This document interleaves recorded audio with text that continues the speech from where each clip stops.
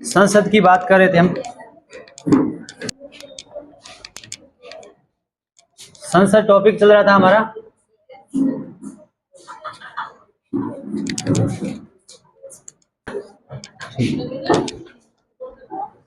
संसद में हमने विधायी शक्ति की बात की थी। विधायी शक्ति का मतलब क्या होता है? विधि निर्माण करना संसद का काम होता है। संसद विधि निर्माण करती है, उसका कुछ प्रक्रिया होती है। हमने बात की थी साधारण विधेयक से कोई कानून बनाना।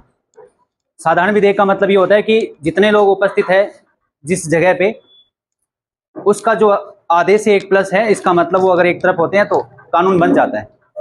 प्रेजेंट होने चाहिए उतने लोग, ये चीज इंपॉर्टेंट है। और प्रेजेंट होने के लिए 1/10 भाग होना चाहिए। वो हमने बढ़ा था कोरम। कोरम क्या होता है? गणपूर्ति होती है किसी सदन की शुरुआत करने के लिए। कोई सत्र तभी स्टार्ट होगा जब गणपूर्ति होगी वहां। आ रही बात समझ में? 1/10 भाग आपने देखा था 543 का कितना होता है? लगभग 55 होता है। 245 की बात करते हैं तो उसका भी 1/10 भाग होता है। उतना होगा तो कोरम, अदरवाइज संसद का सत्र नहीं स्टार्ट हो पाएगा। आगे बात समझ में? ये साधारण विधेयक की बात थी। आज हम बात करेंगे, इसको रहने दो। आज हम बात करेंगे धन विधेयक की। धन विधेयक क्या होता है? धन विधेयक का मतलब धन से जुड़ा होता है। धन विधेयक, वित्त विधेयक, इन सब की बात करेंगे हम। धन विधेयक का मतलब ये होता है कि किसी भी प्रकार से जहां धन से जुड़ी हुई बात होगी, जहां चर्चा होगी, किसी टैक्स को बढ़ाना हो, कम करना हो, इस प्रकार की चीजें होती है। धन की जरूरत ज्यादा होती है, पैसे की जरूरत ज्यादा होती है। इसका मतलब ये है कि कोई दूसरा सदन या फिर सदन की यदि बात करें तो सदन उसको, जैसे राज्यसभा की बात कर रहे हैं, तो वो उसको रोक नहीं सकता ज्यादा टाइम तक, है ना। इसलिए कि अच्छा धन की नीड ज्यादा रहती है, इस वजह से उसको तुरंत प्रभाव से चालू करना जरूरी है, वरना लोगों की सैलरी रुक सकती है, इसका मतलब, है ना। तो राज्यसभा इसमें देरी नहीं कर सकता। तो यहाँ लोकसभा जो है राज्यसभा की तुलना में सुदृढ़ है, कमजोर नहीं है बिल्कुल भी, है ना। वो राज्यसभा जो है वो केवल 14 दिन तक वेट करवा सकता है, सिफारिश के लिए 14 दिन तक रोक सकता है। उसके बाद लोकसभा के अनुरूप ही पास हो जाएगा। और दूसरी बात यह है कि लोकसभा से पहले भी धन विधेयक सबसे पहले राष्ट्रपति द्वारा अनुमति से ही आता है लोकसभा के अंदर। इसका मतलब ये होता है कि राष्ट्रपति पहले अनुमति दे रहे हैं तो किसी ऐसा विधेयक, देखो कुछ कंडीशन होती है। एक साधारण विधेयक होता है जो कि राष्ट्रपति की पूर्व अनुमति से नहीं आता। इसका मतलब ये होता है कि पहले लोकसभा में पास होगा, फिर राज्यसभा के पास जाएगा। राज्यसभा क्या कर सकते हैं? राज्यसभा उसको स्वीकृति प्रदान कर सकता है। यदि वो पारित हो जाता है तो राज्यसभा उसको मना कर सकता है। राज्यसभा उसको 6 महीने तक लगातार रोक के रख सकता है। 6 महीने तक अगर रोक के रखेगा, इसका मतलब क्या होगा? संयुक्त बैठक बुलाई जाएगी गतिरोध की स्थिति में। अनुच्छेद 108 के तहत कौन बुलाता है? राष्ट्रपति बुलाते हैं, जिसकी अध्यक्षता अनुच्छेद 118(4) के तहत कौन करता है? लोकसभा अध्यक्ष करता है। ये कुछ चीजें ध्यान रखना। लेकिन धन विधेयक के लिए देरी नहीं की जा सकती, इस वजह से सबसे पहले तो अनुमति किससे ली जाएगी? राष्ट्रपति से। ऐसा माना जाता है कि राष्ट्रपति ने पहली अनुमति दे दी तो वो ऐसा माना जाएगा कि काफी इंपॉर्टेंस रही होगी उसकी, जाते ही लोकसभा में पास करना होगा उसको। लोकसभा से पास करवाने के बाद ज्यादा देरी नहीं की जाए, इसके लिए 14 दिन तक वेट करवाया जाएगा वो राज्यसभा के द्वारा। आ रही बात समझ में? आप इसको आसान भाषा में समझ सकते हो कि जैसे राष्ट्राध्यक्ष है अपना, है ना, यदि वो अनुमति प्रदान कर देता है तो इसका मतलब उस विधेयक की जो अहमियत है वो काफी बढ़ जाती है। माना जाता है कि वाकई बहुत इंपॉर्टेंट है, इसको पास करवाना ही है, ऐसे कह सकते हैं। जैसे सपोज करो कोई नया विद्यार्थी आता है और रिसेप्शन पे कोई भी बैठा है, कोई भी मतलब कोचिंग सेंटर का ओनर नहीं है, इसका मतलब कोई भी बैठा है। क्लास में एंटर करने के लिए कुछ फॉर्मेलिटीज होती है, उनको पूरा करना होगा। जल्दी क्लास में बैठना, क्लास चल रही है। यदि वो पहले ही किसी क्लासेज के ऑनर से लिखवा लेता है, जैसे राजेंद्र सर से लिखवा ले कि अच्छा कोई फॉर्मेलिटी नहीं होनी चाहिए, आते तुरंत प्रभाव से क्लास में बिठाया जाएगा। हमारी बात समझ में? तो यहाँ वो कंडीशन नहीं होती। ये कंडीशन सेम ही इसमें है कि धन विधेयक के लिए रोका नहीं जा सकता।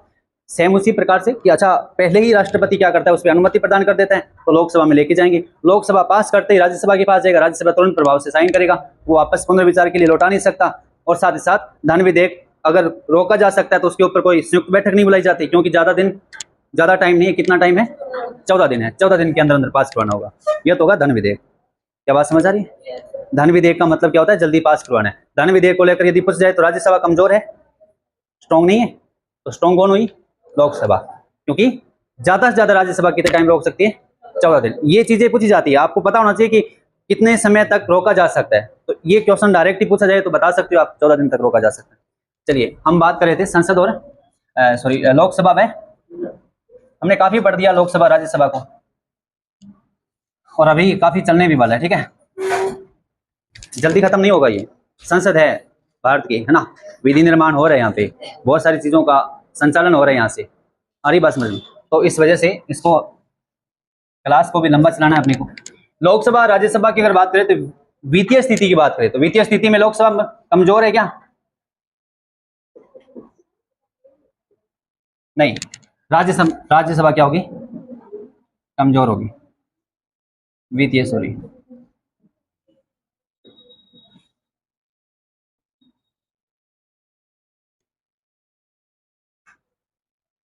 परिभाषा पूछ रही थी यूपीएससी के, ये सिविल सर्विस का एग्जाम जो था पहले, है ना, तो उसके अंदर प्री के अंदर क्वेश्चन पूछा था कि धन विधेयक की परिभाषा कौन से अनुच्छेद में? परिभाषा जो है बताया जाएगा कि धन विधेयक है या नहीं है, ये डिक्लेयर करने का काम लोकसभा को होता है। अरे ये बातें क्या कर रहे हो तुम, अलग होके बैठो सारे, गैप रखो बीच में। हाँ, आगे वाली लाइन जो है, क्या बात कर रहे हो? अभी जो बताया कुछ पल्ले पड़ा आपको? नहीं बोलना, नहीं बोलना चाहिए आपको ना, समझा करो। ऐसे फिर कुछ चीज़ें बताऊंगा वो स्किप हो जाएगी, हाँ, हो सकता है मैंने कोई इंपॉर्टेंट बात बताई। अभी क्या बताया मैंने, क्या बताया? धन विधेयक, अभी अभी क्या बताया था? टेस्ट,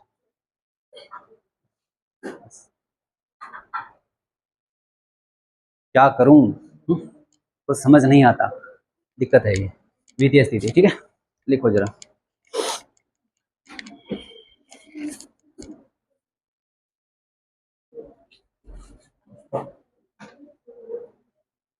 लिखो, इसमें लिख लो, वित्त के क्षेत्र में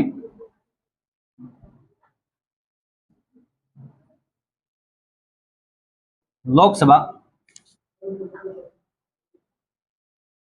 राज्यसभा की तुलना में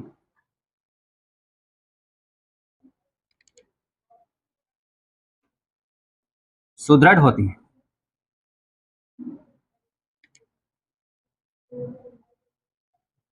क्योंकि अनुच्छेद 109 के तहत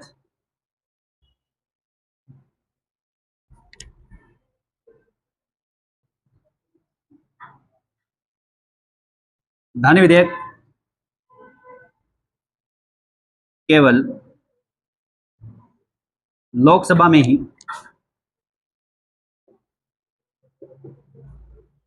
प्रस्तावित किया जाता है।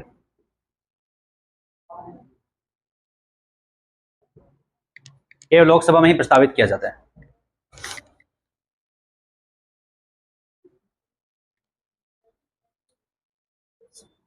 साथ ही साथ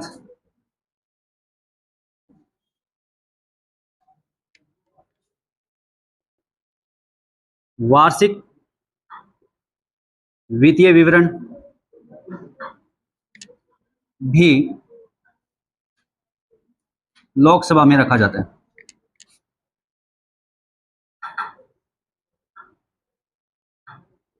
लोकसभा में रखा जाता है। वार्षिक वित्तीय विवरण क्या होता है, किसी को मालूम है? शाबाश। बजट जो है, बजट शब्द वैसे संविधान में लिखा हुआ नहीं है, एग्जैक्ट बजट नहीं मिलेगा इसका, इसकी जगह आपको क्या मिलेगा? वार्षिक वित्तीय विवरण। अनुच्छेद 112 में हम पढ़ते हैं, तो ये कहाँ लाया जाता है? लोकसभा में, इसलिए इंपॉर्टेंट है ये।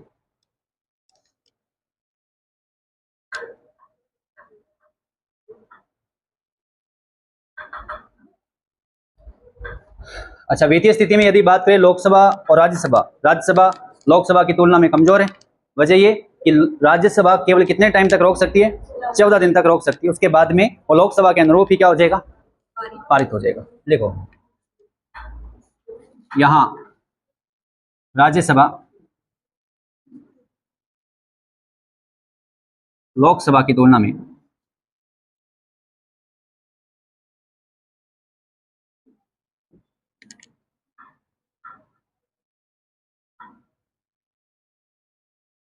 कमजोर होती है।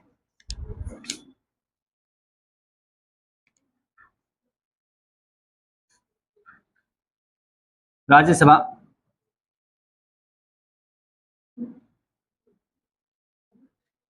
धन विधेयक को केवल 14 दिनों की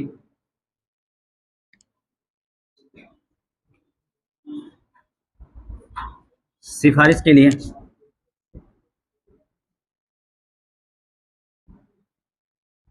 रोक सकती है। वह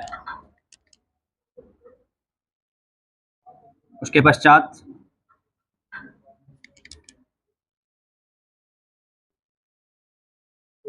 धन विधेयक लोकसभा के अनुरूप ही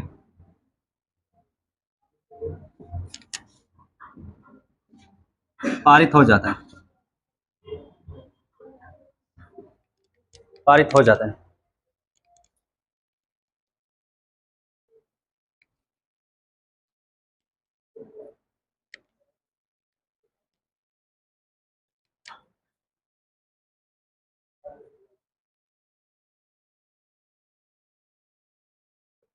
वित्त विधेयक भी होता है, अनुच्छेद 117 पढ़ते हैं तो वित्त विधेयक आता है, और अनुच्छेद 109 में धन विधेयक है। धन विधेयक जो है वित्त विधेयक का पार्ट होता है। वित्त विधेयक व्यापक है, धन विधेयक उससे छोटा है, ऐसे कह सकते हैं। तो सारे धन विधेयक वित्त विधेयक नहीं हो सकते। वित्त विधेयक एक धन विधेयक हो सकता है, इसका मतलब। कुछ इंपॉर्टेंस है इन चीज़ों की, ध्यान रखना थोड़ा। लिख लिया? इसके बारे में आपको अगर अंतर पूछा जाए तो बताना होगा कि धन विधेयक और वित्त विधेयक में क्या अंतर है। और ऐसा भी हो सकता है कि अच्छा, धन विधेयक और साधारण विधेयक में क्या अंतर है।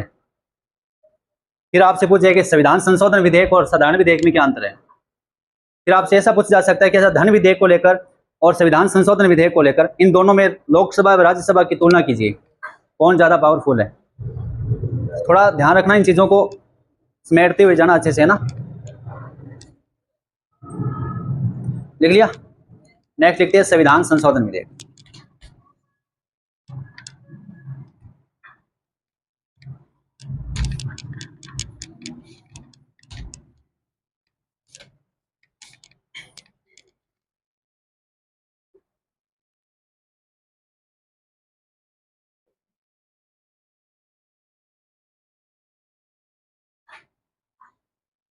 संविधान संशोधन विधेयक की यदि बात करें कौन से अनुच्छेद में, ये बता दोगे? और भाग कौन सा है?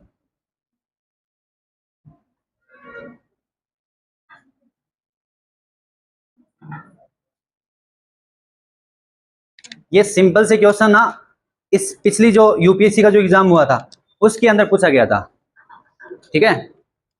एक तो मैंने अभी बताया था आपको कि धन विधेयक की परिभाषा किस अनुच्छेद में, तो डायरेक्ट सीधे अनुच्छेद ही पूछ रहा है, वो तो पता होना चाहिए। अनुच्छेद 110 के तहत हम पढ़ते हैं उसको। फिर आपसे पूछ जाए कि अच्छा, इसमें पूछा था संविधान संशोधन जो है वो कौन से भाग में है, तो भाग वैसे है कितने टोटल? 22 भाग है। वैसे कितने हो गए? 25 पर ध्यान में रखना। पर आपको ऐसे पढ़ना, अभी ऐसे अच्छे लेवल के एग्जाम होते हैं वहाँ पे यही पूछा जाएगा, ऐसे 25 वगैरह नहीं पूछा जाएगा। सिंपल आपको ध्यान रखना है, 22 भाग है। और कौन कौन सा बढ़ा है उसकी बात हम बाद में करेंगे, किस प्रकार की चीज़ें जो ऐड हुई है। वैसे इसमें ऐसे क्रम नहीं बढ़ा, अच्छा कि 22 के बाद में 23वां जुड़ गया, 24वां जुड़ गया, 25वां जुड़ गया। संविधान के अंदर जैसे कै, जैसे 51 कै आपको दिखाई पड़ता है ना, वो एक अलग भाग बन चुका है। भाग 4 कै, 51 कै मूल कर्तव्य जोड़े गए, वो एक अलग भाग बन चुका है। इस प्रकार से और भी भाग है, तो इन सब चीज़ों की बात हम आगे करेंगे। संविधान संशोधन विधेयक की बात करें तो कौन से भाग में है, पहले तो आपको ये बताना चाहिए।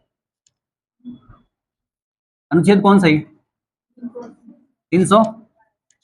368। भाग कौन सा है? 20। याद रख लोगे, ठीक है। 18 जो भाग है वो आपातकाल से जुड़ा हुआ है, आपको बताओ तो उसके बाद में थोड़ा ध्यान रखना। आपातकाल से जुड़ा है, इसका मतलब 360 तक आप पढ़ते हो, 352 से 360 तक आपातकालीन शक्ति पढ़ते हो, वो 18 है। फिर उसके बीच में एक भाग आएगा 19, फिर 20 भाग आएगा जो किससे संबंधित है? संविधान संशोधन से। एक अनुच्छेद 368 है। संविधान संशोधन किस प्रकार से प्रक्रिया रहने वाली है, और साधारण विधेयक से क्यों भिन्न है ये, इसके बारे में थोड़ा आपको पता होना चाहिए।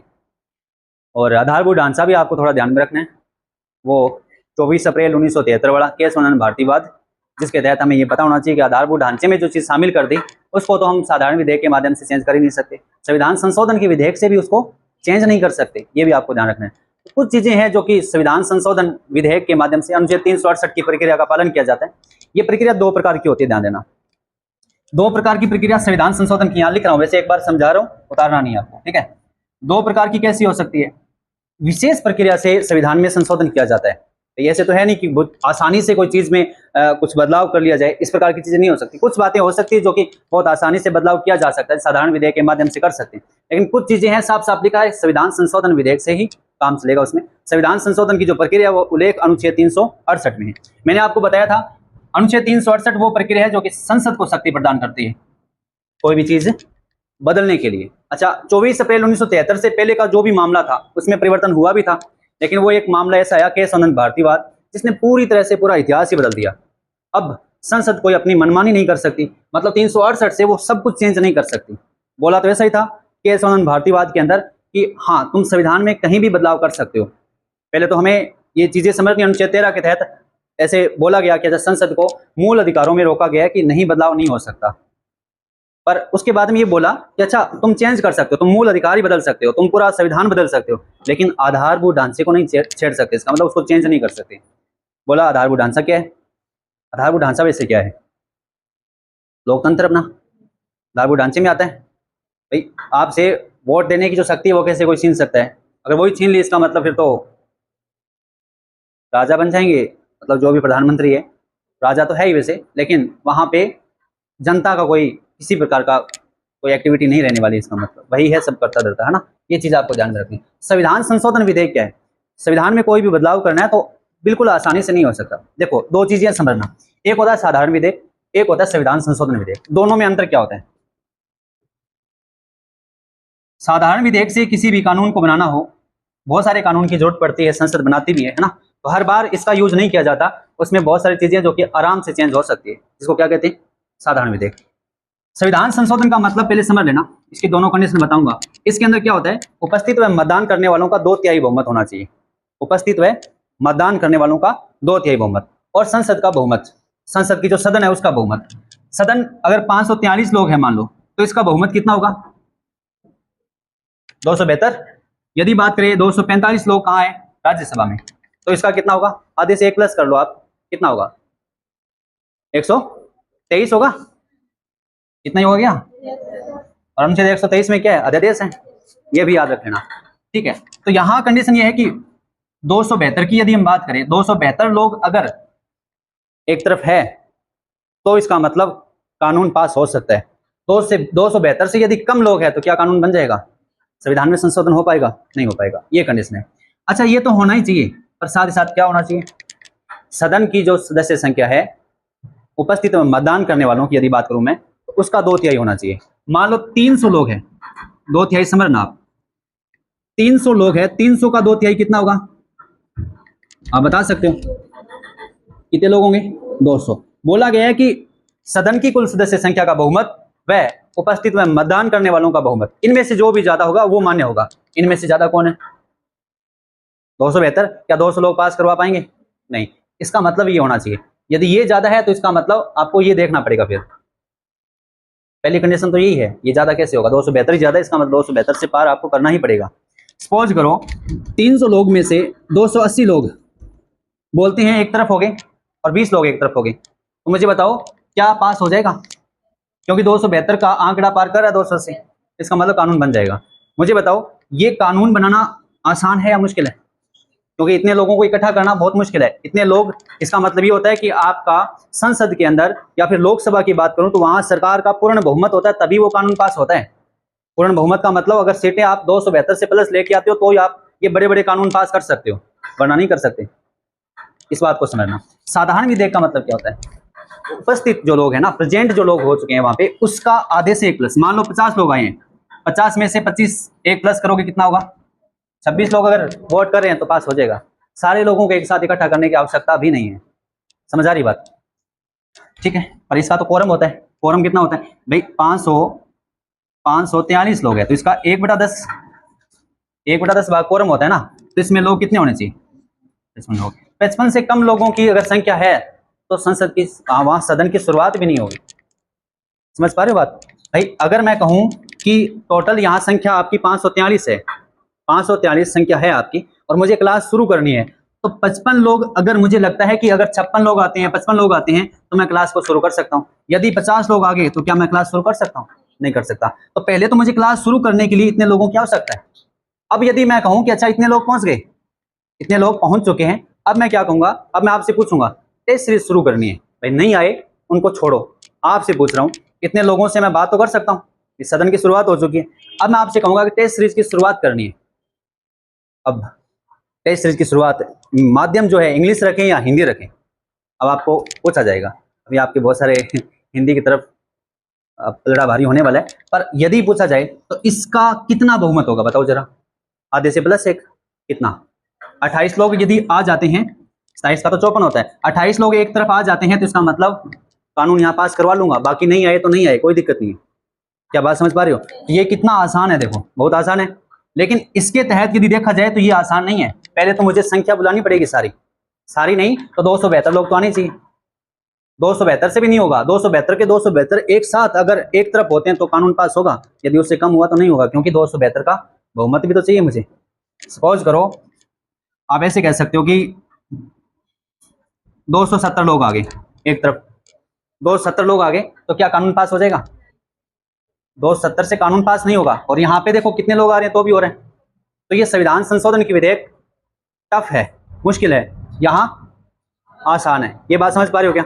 इसीलिए संविधान के अंदर यदि कुछ भी फेरबदल करना है तो आपको इस प्रक्रिया का पालन करना पड़ेगा, इसका अनुसरण करना पड़ेगा। ये पहली प्रक्रिया है, ठीक से बैठो बेटा, ये पहली प्रक्रिया है। अरे बात समझ में। अब इसकी कंडीशन क्या है, इसमें भी आपको दो चीजों का ध्यान रखना है कि केवल यही प्रक्रिया नहीं है, एक प्रक्रिया इसके साथ और आती है। कुछ ऐसे चेंजेस है जिसके अंदर आपको विशेष बहुमत का पालन तो करना ही है, लेकिन साथ ही साथ आपको आधे राज्यों का बहुमत भी चाहिए। आधे राज्य मतलब ये क्वेश्चन कई बार ऐसे पूछा गया कि आधे राज्यों से प्लस एक, हमेशा ये लगता है बहुमत का मतलब आधे से प्लस एक होता है।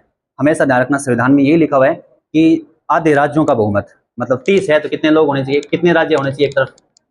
15 राज्य। 15 राज्य यदि सहमति प्रदान करते हैं, ये पास होने के बाद में यदि 15 राज्य एक तरफ सहमति प्रदान करते हैं तो कानून पास हो जाएगा। ये वो नियम हो सकते हैं जिसमें हम बात करते हैं, जैसे राष्ट्रपति का जो निर्वाचक है ना, निर्वाचक मंडल में यदि कोई फेरबदल करना हो तो आपको आधे राज्यों का बहुमत ये तो चाहिए, लेकिन साथ साथ आपको जैसे 30 राज्य तो 15 राज्यों का बहुमत भी चाहिए। अच्छा, संघ की और राज्यों की विधायी शक्तियों के बारे में बात कर लें, उसके अंदर कोई चेंज करना है, अनुच्छेद 368 की जो प्रक्रिया है उसके अंदर कुछ बदलाव करना है, इस प्रकार की कुछ चीजें होती हैं जिसको लेकर के हम संविधान संशोधन की जो प्रक्रिया है उसका अनुसरण करते हैं, और साथ साथ आधे राज्यों का बहुमत भी चाहिए। क्या बात समझ आ रही है? अब आप तीनों चारों चीजों को अगर समझ पा रहे हो तो सबसे पहले हमने बात की किसकी? साधारण विधेयक। साधारण विधेयक क्या होता है? ये बहुत आसान होता है। इसमें लोकसभा व राज्यसभा की जो स्थिति है वो पड़ी, लोकसभा से कानून पास होगा, राज्यसभा में जाएगा, राज्यसभा उसको क्या करेगा? सहमति प्रदान कर सकता है, राज्यसभा क्या करेगा? इनकार कर सकता है, राज्यसभा क्या करेगा? उसमें संशोधन कर सकता है, संशोधन भी कर सकता है, राज्यसभा उसको 6 माह तक अपने पास रोक के रख सकता है। यदि 6 महीने तक रोक के रखेगा तो उस कंडीशन में फिर गतिरोध होगा, उस कंडीशन में राष्ट्रपति अनुच्छेद 108, याद रखना, अनुच्छेद 108 के तहत दोनों सदनों को एक साथ बुलाएगा, कानून पास हो ही जाएगा। किसके तहत? लोकसभा, क्योंकि लोकसभा में मेजोरिटी है, लोकसभा में संख्या जो है राज्यसभा की तुलना में दोगुनी से भी ज्यादा है, इसका मतलब। ये बात समझ आ रही है? धन विधेयक की यदि बात करें, धन विधेयक इससे भी आसान है लोकसभा के लिए, क्योंकि राज्यसभा के पास कोई पावर नहीं है। राज्यसभा ज्यादा से ज्यादा कितने टाइम रोक सकता है? 14 दिन। अच्छा, इसमें कंडीशन है, बराबर कंडीशन है, ध्यान रखना। संविधान संशोधन विधेयक कहीं भी लाया जा सकता है, पहली बात तो ये ध्यान रखना, लोकसभा में भी, राज्यसभा में। लोकसभा से पास करवाने के बाद राज्यसभा से भी पास करवाना पड़ेगा, यदि ये नहीं करता तो वो विधेयक वहीं समाप्त हो जाएगा। इसमें एक कंडीशन और है, इसमें राष्ट्रपति की कंडीशन अलग होती है। यहाँ धन विधेयक की बात करें तो राष्ट्रपति की पूर्व सहमति से आता है। यहाँ पे जैसे ही विधेयक जाएगा, संविधान संशोधन विधेयक की बात कर रहा हूँ, राष्ट्रपति को जाते ही साइन करना होगा। मैंने आपको बताया था 24वां संविधान संशोधन, जिसके तहत 13(4) जोड़ा गया था, जिसमें आपने देखा कि 24वें संविधान संशोधन के तहत ही एक बात और जोड़ी कि राष्ट्रपति के पास जब भी जाएगा साइन करने के लिए, तो राष्ट्रपति साइन करने के लिए बाध्यकारी होगा, तुरंत प्रभाव से साइन करना होगा, पुनर्विचार के लिए वापस नहीं लौटा सकता। पुनर्विचार के लिए वापस किस में लौटा सकता है? साधारण विधेयक के अंदर। कि कुछ चीजें एक दूसरे से रिलेट करके पढ़ना आप, ताकि आपको याद रहेगी बातें, आपको ध्यान रखना है। साधारण विधेयक में राष्ट्रपति की शक्ति कैसी है? पुनर्विचार के लिए वापस लौटा सकता है, लेकिन पुनर्विचार के लिए वापस लौटा सकता है, फिर वापस अगर उसी चीज को भेज जाए तो राष्ट्रपति को साइन करना होगा। संविधान संशोधन में क्या होगा? राष्ट्रपति को जाते ही साइन करना ही पड़ेगा, पुनर्विचार के लिए लौटा ही नहीं सकता। ये चीज ध्यान रखना। धन विधेयक में क्या होता है? धन विधेयक में पूर्व अनुमति से ही आता है, तो उसकी कोई कंडीशन नहीं है। समझ पा रहे हो? ठीक है, लिखो संविधान संशोधन विधेयक। ऐसा लगता है मुझे कि तुमसे थोड़ा थोड़ा लिखवा लेना चाहिए बीच बीच में, है? नींद के बहुत कच्चे हो तुम, कईयों की आंखें ऐसे बता रही है ना।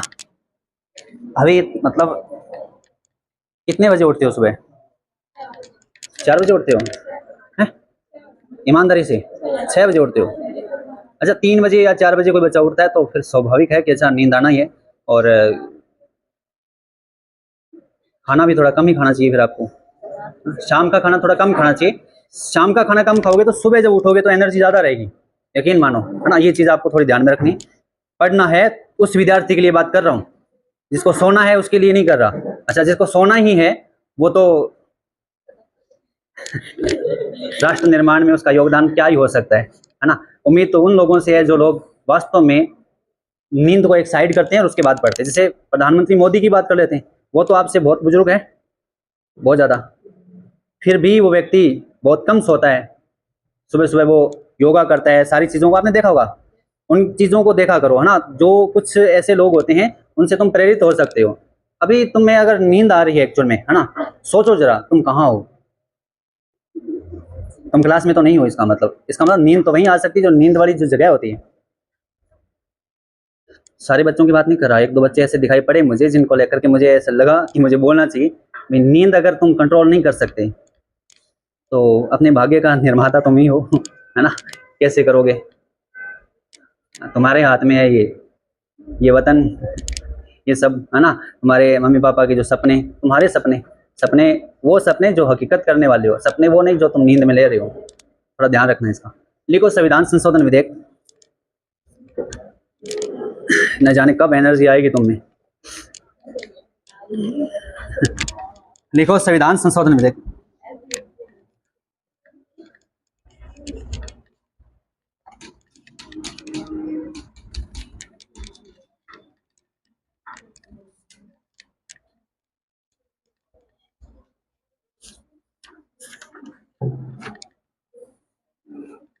लिखो अनुच्छेद 368 के तहत संविधान संशोधन की शक्ति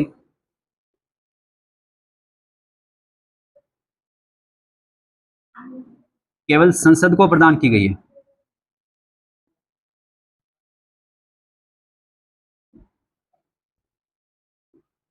अच्छा, ये राज्य विधानमंडल भी आ सकता है।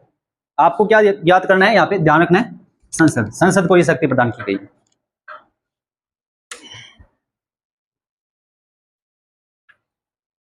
साथ ही लिखो तथा संविधान संशोधन विधेयक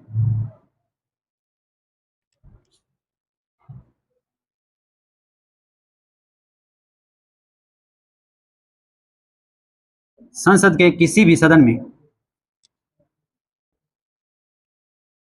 संसद के किसी भी सदन में, मतलब लोकसभा या राज्यसभा,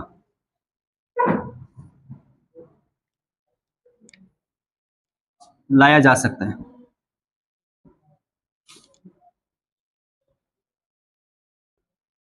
लाया जा सकता है।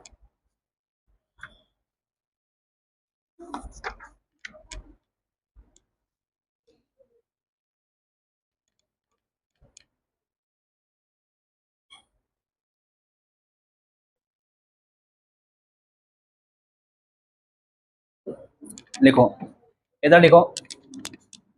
अच्छा, यहाँ क्या होगा, यहाँ से पास होने के बाद जैसे राज्यसभा के पास जाएगा तो राज्यसभा जैसे ही मना कर दे तो वो मना करते ही क्या हो जाएगा, समाप्त हो जाएगा। इसके लिए कभी संयुक्त बैठक बुलाई नहीं जाएगी। अच्छा, अनुच्छेद 108 के तहत हम दोनों को एक साथ बुला करके हम उनकी संयुक्त बैठक बुला लें और फिर साधारण विधेयक को जैसे पास करवाते हैं तो लोकसभा के अंदर पास करवा लें, ऐसा नहीं है। इसमें समान शक्तियां दिखाई पड़ती है भाई, ठीक है। लिखो जरा, देखो, लोकसभा द्वारा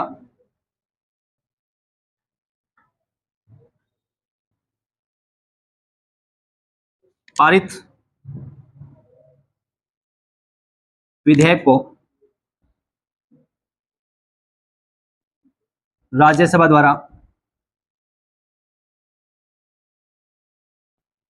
असहमति प्रदान की जा सकती है। तथा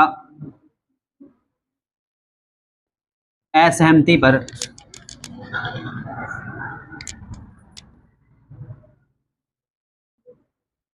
वह विधेयक वहीं समाप्त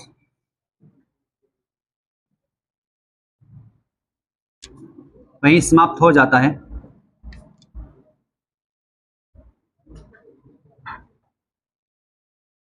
तथा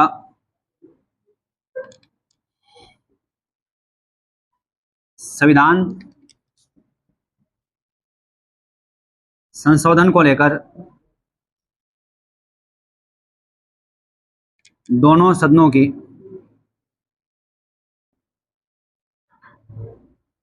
संयुक्त बैठक नहीं बुलाई जाती।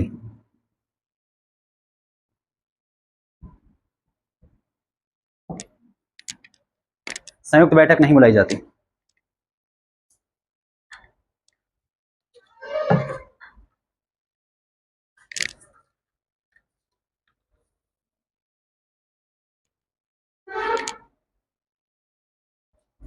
इसमें लिख लो, अर्थात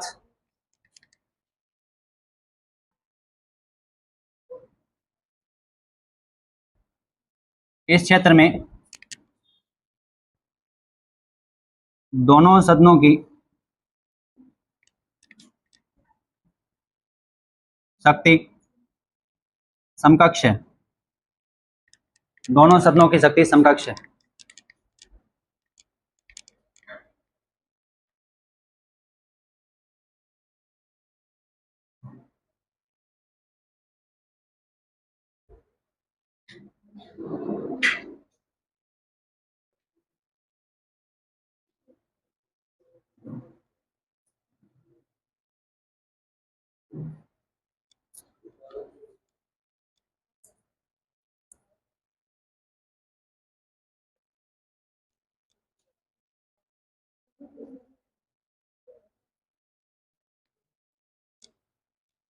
ठीक, अब हम बात करेंगे जहां लोकसभा व राज्यसभा दोनों की शक्ति समान है।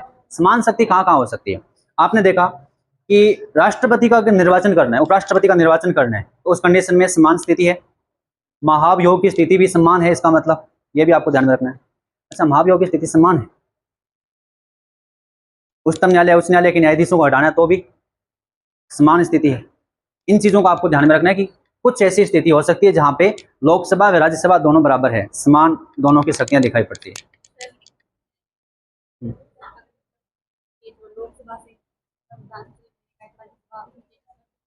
कैसे?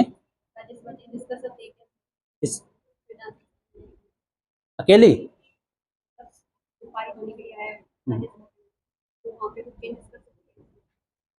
हाँ, कर सकती है। दोनों में कंडीशन ये होती है, देखो, अगर उसको लगता है राज्यसभा को कि इसमें मुझे कोई चीज़ ठीक नहीं लग रही, तो इसका मतलब ये होता है कि वो उसके अनुकूल नहीं है, वो पास नहीं करेगा, इसका मतलब ये कंडीशन होती है। लोकसभा ने कोई भेजा है राज्यसभा के पास, यदि उसको लगता है कि मुझे नहीं पास करना, कुछ गड़बड़ी है उसके अंदर, कुछ खराबी है, तो वो पास नहीं करेगा, समाप्त हो जाएगा। इसका मतलब ये होता है कि फिर हाँ, तो ठीक ठीक किया जा सकता है। नहीं होगा तो फिर समाप्त हो जाएगा, लोकसभा उसको पास नहीं करना चाहती। ये तो ऐसा हो गया ना, फिर राज्यसभा ने यहाँ से पास किया, फिर कहाँ जाएगा? लोकसभा। उसके अंदर कोई नई चीज है, उन चीजों को तो लोकसभा ने पास नहीं किया, उसको किसने पास किया? राज्यसभा ने। राज्यसभा, क्योंकि संविधान संशोधन विधेयक कहीं भी रखा जा सकता है, लोकसभा में भी राज्यसभा में। राज्यसभा में पास करवाया तो लोकसभा के पास जाएगा, उसको पसंद नहीं है तो पास नहीं करेगा, तो समाप्त माना जाएगा। वो तो दोनों कंडीशन सेम होगी तभी, इसीलिए कहा जाता है कि लोकसभा के अंदर पूर्ण बहुमत है तो पास हो जाएगा, फिर साथ साथ आपको राज्यसभा में देखना पड़ेगा कि वहां भी आपका बहुमत है या नहीं है।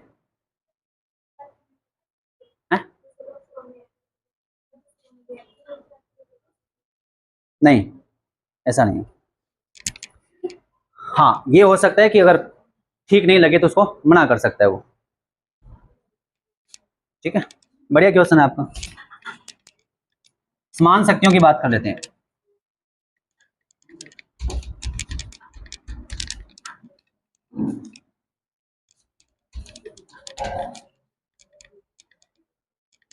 लिखो, समान शक्तियां, ये अगर आपने पूरी लाइन लगा दी तो ठीक है, नहीं लगाई तो आप सीधा लिख सकते हो इसको ना।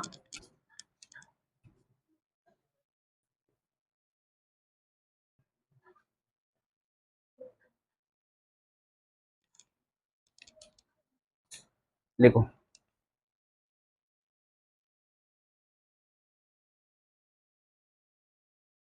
देखो यहाँ हम ऐसी शक्तियों की बात कर रहे हैं,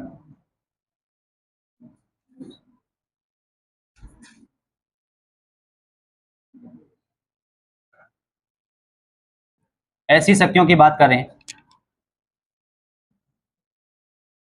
जहां लोकसभा व राज्यसभा समान भूमिका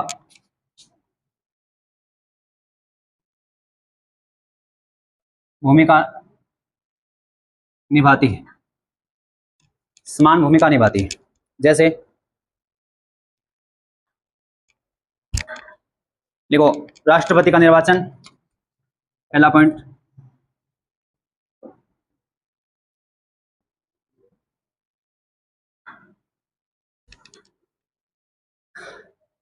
उपराष्ट्रपति का निर्वाचन,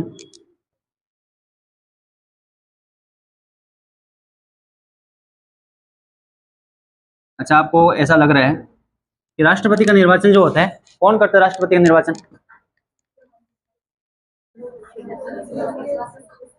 लोकसभा, राज्यसभा, विधानसभा के सारे निर्वाचित सदस्य, मनोनीत नहीं। तो इसका मतलब आपको नहीं लगता कि राज्यसभा में तो मनोनीत सदस्य होते हैं, वो तो फिर भाग नहीं लेते? क्या लेते हैं क्या 12 सदस्य?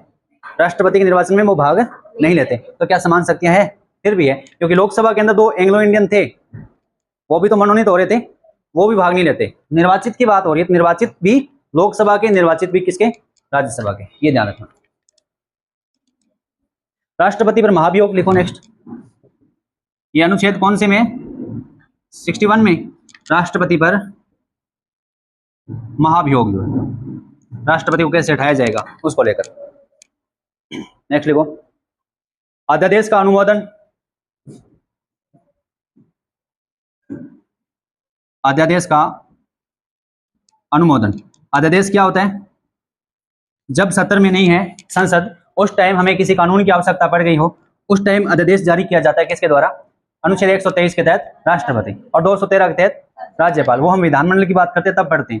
अध्यादेश को यदि वास्तव में लगातार रखना है, क्योंकि वो सत्र नहीं है तभी है ना ये काम, तो यदि वास्तव में इसको लगातार जारी रखना है, कंटिन्यू करना है, इसको विधि का निर्माण ही कर देना है इसी हिसाब से जैसे अध्यादेश जारी किया है, तो क्या होगा? संसद की बात करें, दोनों सदन, लोकसभा व राज्यसभा से उसको पास करवाना पड़ेगा, अनुमोदन मिलना चाहिए। और कितना टाइम है उसके लिए ये पता होना चाहिए आपको, कितना टाइम होता है? सत्र वैसे तो 6 महीने का गैप होता है, ज्यादा 6 महीने तो वो हो गए। जैसे सत्र स्टार्ट हो गया तो 42 दिन वो हो गए। कितने सप्ताह हो गए?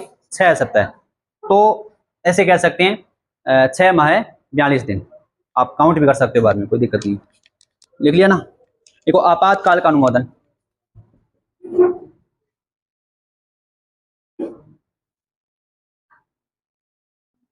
आपातकाल लागू होता है तो कितने टाइम के अंदर आपको लागू करवाना पड़ेगा संसद से उद्घोषणा होने के बाद? हम किसकी बात करें? राष्ट्रीय आपात की बात कर रहे हैं। कितना समय होता है उसके लिए? 1 महीना। और राष्ट्रपति शासन के लिए और वित्तीय आपात के लिए भी याद रखना, इसको ऐसे याद करना, 122। एक जो है 352 के तहत 1 महीना मिलता है, और बाकी 356 और 360 के लिए 2-2 महीने मिलते हैं। तो आपात का अनुमोदन प्राप्त करना हो तो भी दोनों सदन। नेक्स्ट लिखो, उच्चतम तथा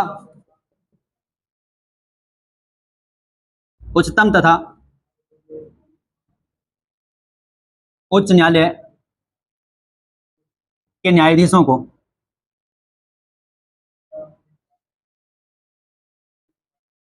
को हटाना।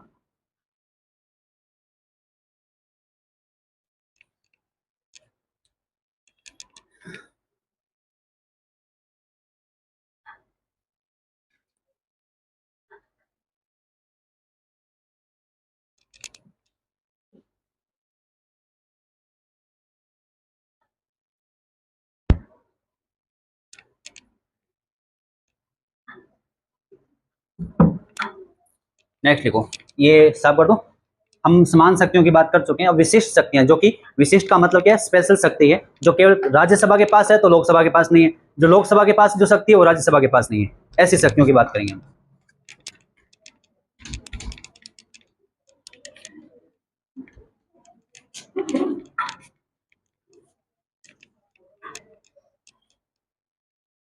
चलो थोड़ा ध्यान देना, अभी समय कम बचे, पर हम पढ़ सकते हैं उससे पहले कुछ चीजें, ताकि कल तुम याद कर पाओ ना, आते हम इसको लिख लेंगे। थोड़ा ध्यान देना, लोकसभा के अंदर विशेष शक्ति क्या हो सकती है। पहली शक्ति तो यह है कि अध्यादेश की यदि बात करें, कोई अध्यादेश है, इसके बारे में निर्णय करने का काम किसका है, लोकसभा अध्यक्ष का। पहली चीज तो ये, इसका मतलब राज्यसभा के सभापति इसके अंदर कोई भी भूमिका नहीं निभाएगा।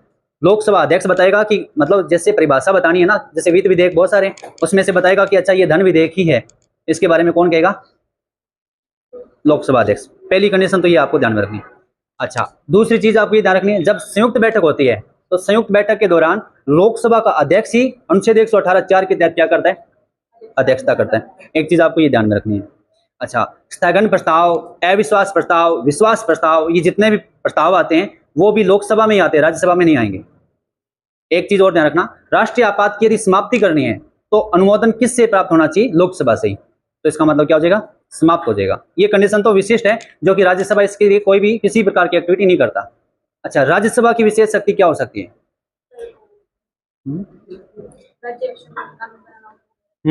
और वेरी गुड, बहुत अच्छी बात बोली है।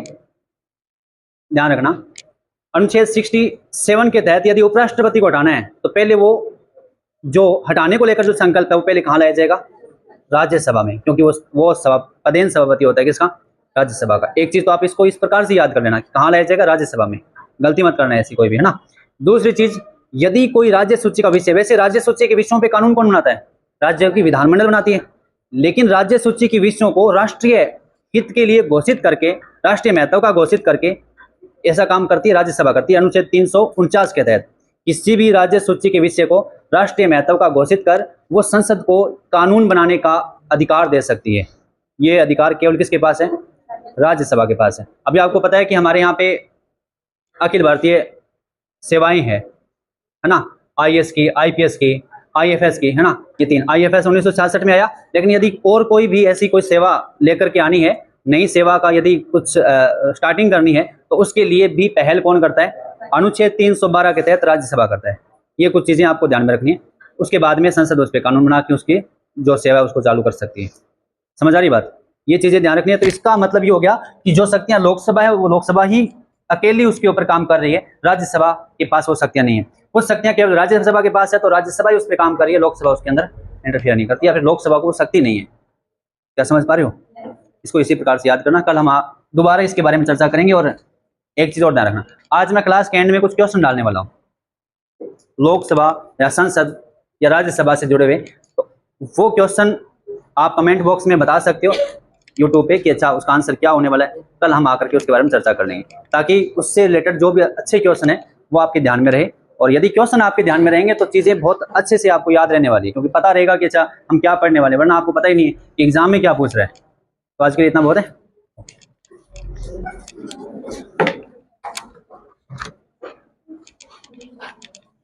इसको निकालना।